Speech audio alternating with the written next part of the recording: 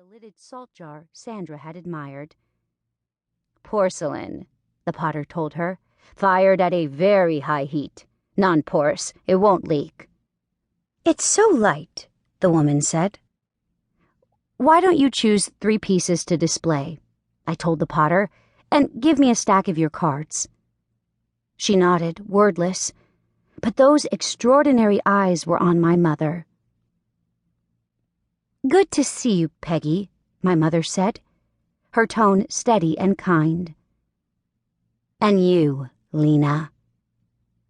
I didn't believe either one of them. The door really is pink.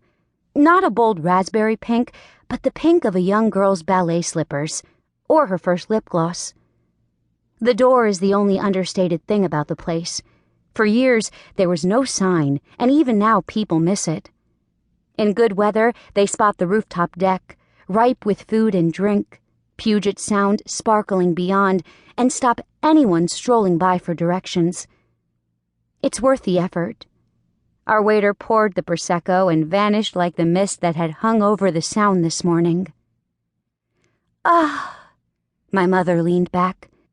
A touch more gray, she calls it sparkle, shone in her hair than when we'd last seen each other, and when her face relaxed, lips upturned, eyes closed, I saw a few more fine wrinkles. "How I have missed Seattle." "Tell me about Bonnie, or Peggy. I don't remember her." I reached for the breadbasket. "Some other time, sweet pea. Your hair's cute, by the way, now that I'm used to it. I want to hear about the shop, and your love life." I felt my cheeks warm and hoped the awning kept my embarrassment in shadow. "Shop's great," I said. "Matt and Cayenne fit in well. It's a relief to have a solid crew in place again." "You were worried about losing customers over the last incident." She avoided the word murder. I'd be happy to avoid it for a good long while myself. "Yesterday's news. When the connection to the shop hit the paper, people came in all wide-eyed. 'Oh, you're that Pepper.' But the talk faded fast and we didn't lose any commercial accounts over it." "Good. You infused the shop with such a positive spirit. Jane's a dear, but her vibration's been slowing the last few years, and the energy had drained out of the place. I'm looking forward to meeting your young man, although he's probably not so young, is he?" I snatched up my glass so the waiter could set the Italian chopped salad in front of me. She meant to point out that I was no longer so young myself, but it was funny. Both Ben and I are blessed, or cursed, with youthful faces, and we'd hesitated over our mutual attraction, unsure about dating someone so much younger. Then we discovered that wasn't the case. We're 2 years apart. He turned 41 in March. You'll like him.